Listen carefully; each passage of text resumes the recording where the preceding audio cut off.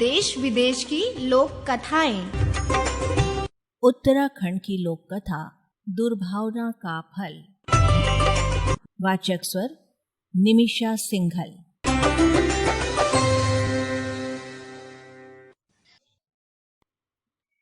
गंगा नदी गौमुख से निकलकर उत्तरांचल में कुछ दूर तक जाह्नवी के नाम से भी जानी जाती है। उसी जाह्नवी नदी के किनारे एक महर्षि का गुरुकुल था, जहां धर्म और अस्त्र शस्त्र चलाने की शिक्षा दी जाती थी। वहां अनेक शिष्य आते। गुरुकुल में कड़ा अनुशासन था। गुरु की आज्ञा का पालन करना और आपस में मित्रता का व्यवहार करना वहां का पहला नियम था। गुरुकुल में अपने बच्चों को भेजने के बाद माता पिता निश्चिंत हो जाते थे। उन्हें गुरु पर विश्वास था कि वे बच्चों को अच्छी शिक्षा और अच्छे संस्कार देंगे। उसी गुरुकुल में विभूति, दक्षेश, सुवास और नवीन भी शिक्षा ग्रहण कर रहे थे। विभूति और दक्षेश बहुत बुद्धिमान थे। हर विद्या सबसे पहले सीख लेते। बस एक ही कमी थी कि दोनों बहुत ईर्ष्यालु थे। किसी और की प्रशंसा न कर सकते थे, न सुन सकते थे। इसके विपरीत सुवास और नवीन साधारण बुद्धि के थे, पर सबसे मित्रता का व्यवहार करते, सबके गुणों का सम्मान करते। सुवास और नवीन ने अपने साथियों को समझाने का बहुत प्रयास किया, मगर सब व्यर्थ। महर्षि को भी बहुत चिंता थी कि उन्हें कैसे सुधारा जाए।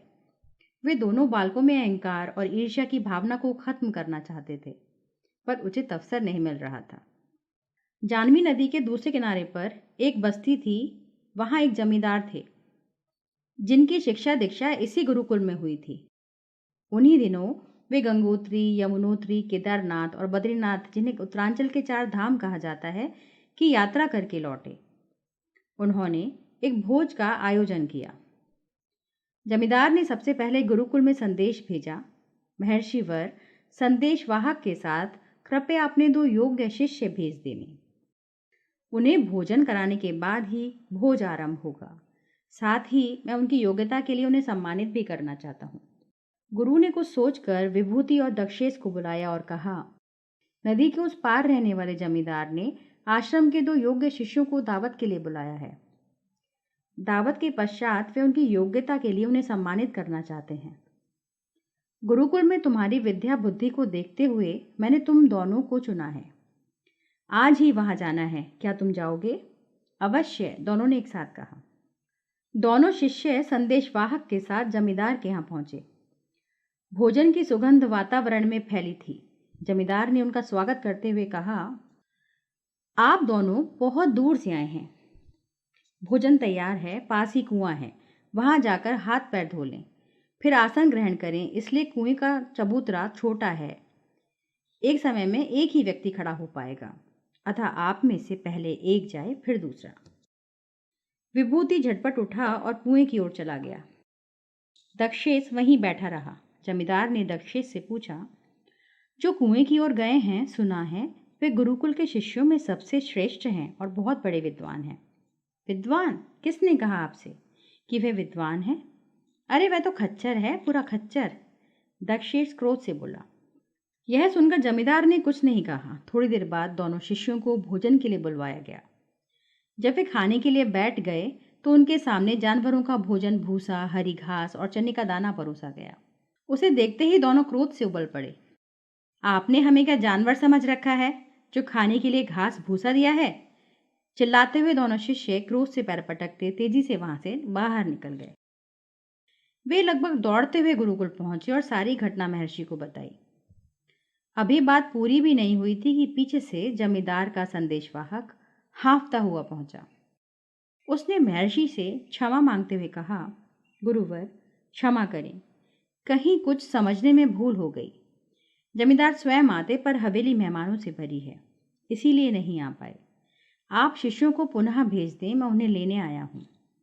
बिना शिष्यों को भोजन कराए अन्य मेहमानों को भोजन नहीं परोसा जाएगा। महर्षि ने इस बार दूसरे 2 शिष्यों सुवास और नवीन को संदेशवाहक के साथ भेजा। वे दोनों जमींदार के यहाँ पहुंचे तो जमींदार ने उनसे भी बारी बारी कुएं पर जाकर हाथ पैर धोने के लिए कहा। पहले नवीन कुएं की ओर गया। सुवास को अकेला देखकर जमींदार ने वही बात फिर कही। सुना है कि जो कुएं की ओर गए हैं गुरुकुल में सबसे श्रेष्ठ और बहुत विद्वान हैं। सुवास ने कहा, आपने ठीक सुना है। गुरुकुल में रहकर गुरुवर से हमें रोज अच्छी बातें सीखने को मिलती हैं। जमींदार ने फिर पूछा, आपने यह नहीं बताया कि आप दोनों में श्रेष्ठ कौन है?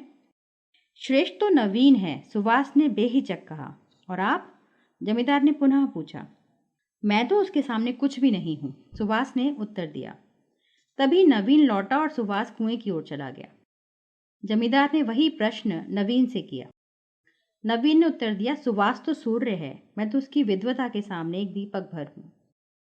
जमींदार उनके उत्तर से संतुष्ट हुए और दोनों का यथोचित सत्कार किया। दक्षिणा में उन्हें 5-5 गायें पुरस्कार स्वरूप चांदी की खड़ाऊं भेंट की। वे दोनों जब गुरुकुल लौटे तो बहुत प्रसन्न थे। यह देखकर विभूति और दक्षेश का क्रोध और बढ़ गया। वे महर्षि के पास पहुंचे और कहा, हम दोनों आपके इन शिष्यों से अधिक बुद्धिमान हैं, फिर भी हम अपमानित हुए। आप सब जानकर भी चुप हैं, नवीन एवं सुवास की प्रशंसा कर रहे हैं। गुरु महर्षि ने उत्तर दिया, यह तो जमींदार ही बता सकते हैं। तो आप चलकर उनसे पूछते क्यों नहीं? दक्षेश ने हठ किया। महर्षि अनमने से चारों शिष्यों को साथ लेकर चल पड़े। जमींदार ने दौड़कर गुरु की अगवानी की और चारों शिष्यों को आसन दिया।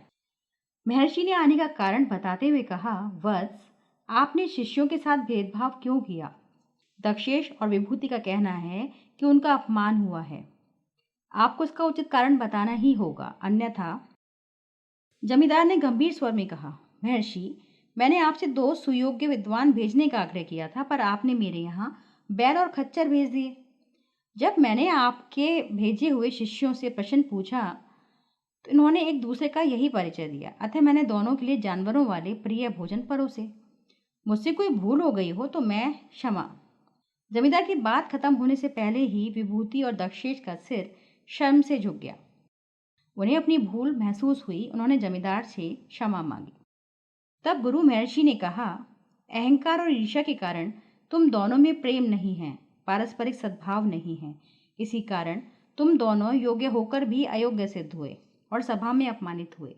वहीं सुवास और नवीन तुम दोनों की अपेक्षा कम योग्य हैं, पर वे विनम्र शिष्ट एक दूसरे के प्रति मित्रता का भाव रखते हैं। इसी कारण आज यहाँ सम्मानित हुए। सबकी भावनाओं की कदर करना, सबसे प्रेम करना और सबका सम्मान करना ही शिष्य को योग्य बनाता है। इसे सुनकर वहां उपस्थित लोगों ने गुरु की प्रशंसा की और गुरु को यह विश्वास हो गया कि अब उनके चारों शिष्य एक समान योग्य होकर घर लौटेंगे। अभी आपने सुनी उत्तराखंड की लोक कथा दुर्भावना का फल। वाचक स्वर है निमिषा सिंघल का। इस लोक कथा के संग्रहण करता है कुसुम लता सिंह। ऑडियो प्रस्तुति रेडियो अर्पा।